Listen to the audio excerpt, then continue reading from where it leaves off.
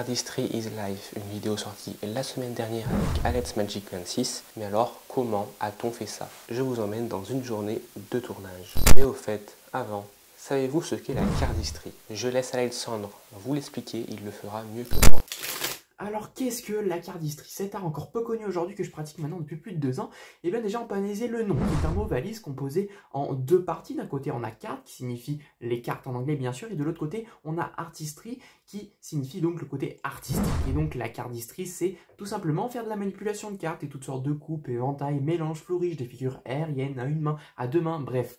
Je vous passe les détails, mais tout ça dans le but d'obtenir un rendu final très visuel, le plus fluide possible, pour que ce soit super joli et même souvent très satisfaisant à regarder. Maintenant, on peut y aller, ou presque. N'oubliez pas de vous abonner avant pour ne pas manquer mes vidéos autour de l'audiovisuel. Maintenant, on peut vraiment y aller.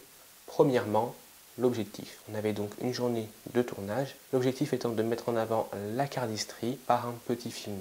Le storyboard, c'était le personnage qui rentre chez lui un soir, qui trouve un paquet de cartes, qui essaie des trucs, tout ça, mais qui n'y arrive pas, qui abandonne. Et puis le lendemain, il réessaie, il se motive, il regarde quelques tutos, et petit à petit, on voit ce personnage qui évolue, qui arrive de mieux en mieux à faire de la cardistry, pour finir sur des figures plus impressionnantes à la fin de la vidéo. Et pour ça, on a notamment été inspiré par un gars 52 cartes. Il a fait une vidéo sur le même principe, un peu où on voit l'évolution d'une personne qui apprend la cardistry, et on s'est également inspiré de la chaîne des paquets de cartes de Virtuoso pour les plans plus cinématiques. En plus de ça, si dans la journée on pouvait faire quelques reels pour Instagram et des photos, c'était parfait. Du coup, c'est parti, la journée de tournage. On a commencé par faire des plans en intérieur en suivant le storyboard. Au début, c'était bien, on avait quelque chose de très défini. À la fin, c'était un peu, on filme un peu tout et on verra au montage. Pour représenter l'évolution de l'apprentissage, on a fait des jump cuts. C'est-à-dire, en fait, j'avais mis ma caméra fixe, et puis Alexandre qui refaisait plusieurs fois la même figure, et en y arrivant de mieux en mieux.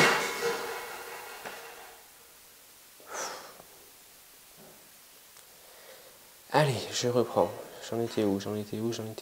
Pour montrer l'évolution, l'apprentissage, on a eu l'idée de faire des plans en jump cut, c'est-à-dire la caméra fixe qui filme Alexandre en faisant la même figure plusieurs fois et en y arrivant de mieux en mieux. Et ensuite, de cette manière-là, en montage, en coupant et en regardant chaque figure qui fait de mieux en mieux, comme ça, on voit clairement l'évolution et on voit un apprentissage, et les cuts font qu'on a l'impression qu'il y a du temps qui passe. On a fait le même principe pour l'apparition des jeux de cartes, c'est-à-dire qu'on a mis tous les jeux de cartes, on les a fait apparaître un par un, donc en les posant un par un, et au montage, tout on a gardé, on a fait des cuts comme des photos finalement, parce que finalement c'était des vidéos, mais ça revient au même. Chose qu'on a fait au tournage, qu'on a mis tous les jeux de cartes, on les a enlevés un par un, comme ça on avait au début directement la composition finale, et ensuite au montage, j'ai inversé la vitesse pour que les jeux de cartes se mettent au lieu de s'enlever. Finalement, au montage, j'ai pas vraiment respecté ce qui était prévu vraiment au début. Au début, je voyais vraiment une évolution où le personnage y arrive de plus en plus, et puis finalement, j'ai plus fait une partie au début où il y arrive moins, et ensuite une rupture où il y arrive mieux, parce que la musique s'y prêtait mieux. Ensuite, on allait faire les plans en extérieur, donc on avait donc 2 lieux. Là, j'ai tout filmé en HD sans images par seconde, pour pouvoir y ralentir jusqu'à 4 fois au montage ensuite. Et là, j'ai testé 2 grands types de plans. Tout d'abord, les plans fixe avec une belle composition où je me mettais à un endroit avec ma caméra et je ne bougeais pas trop. Et puis un deuxième style de plan avec plus de mouvements, plus dans le style des clips, avec l'horizon qui n'est pas forcément droit, des mouvements de caméra. C'était davantage sur ça, j'aurais voulu partir au début, mais comme je ne savais pas vraiment ce que ça allait rendre au montage, ce que j'allais pouvoir faire en modifiant la vitesse, ça allait rendre quelque chose de joli ou pas, j'ai fait les deux et je me suis finalement assuré d'avoir quelque chose de propre dans tous les cas avec les plans fixes et plus traditionnels.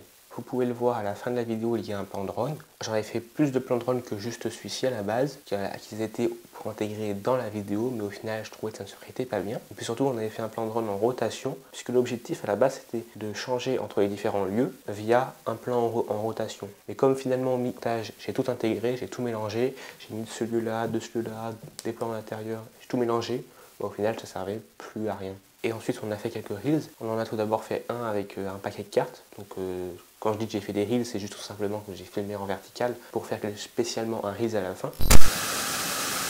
Action.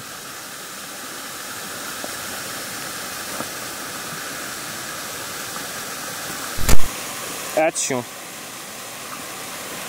Stop, stop, stop. Vas-y.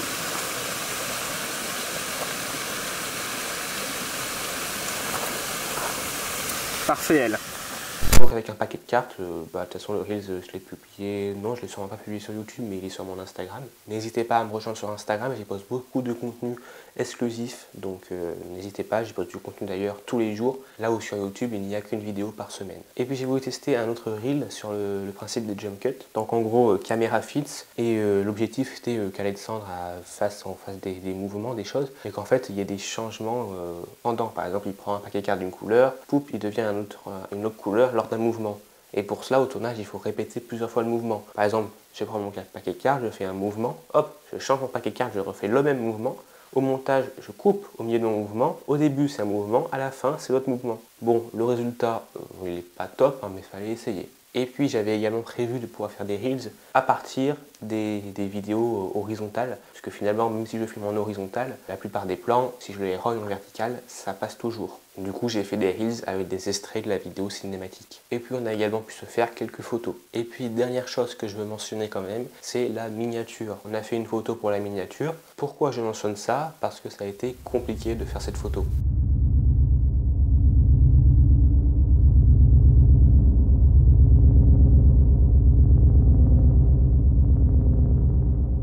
One eternity later.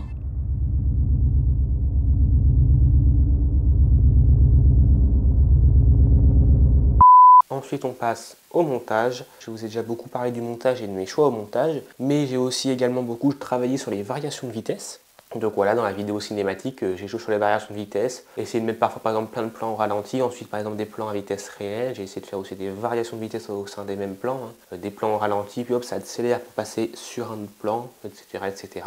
Et si vous voulez savoir comment faire ce genre de variation de vitesse très facilement avec DaVinci Resolve, j'ai fait un tuto donc pour ça, donc je vous mets le lien en description si ce tuto vous intéresse pour reproduire le même style d'effet. Et donc pour le montage, j'ai également pris une journée de tournage, une journée de montage et le projet terminé. Et puis également un peu de réflexion en amont de la journée de tournage, mais rien d'extraordinaire. Cette vidéo touche à sa fin. Dites-moi en commentaire si ça vous intéresse plus de vidéos making of comme celle-ci. Je sors d'ailleurs tous les samedis à 18 h sur cette chaîne une nouvelle vidéo autour de l'audiovisuel, donc c'est assez vague. Faire des tutos sur DaVinci Resolve comme des vidéos making of ou des vidéos cinématiques. On peut aussi très bien parler un peu de photos parfois. Merci à Alexandre pour cette belle opportunité de vidéo. N'hésitez pas à aller faire un tour sur sa chaîne, je vous mets de toute façon tous les liens en description. C'était Hugo Vidéo, à bientôt.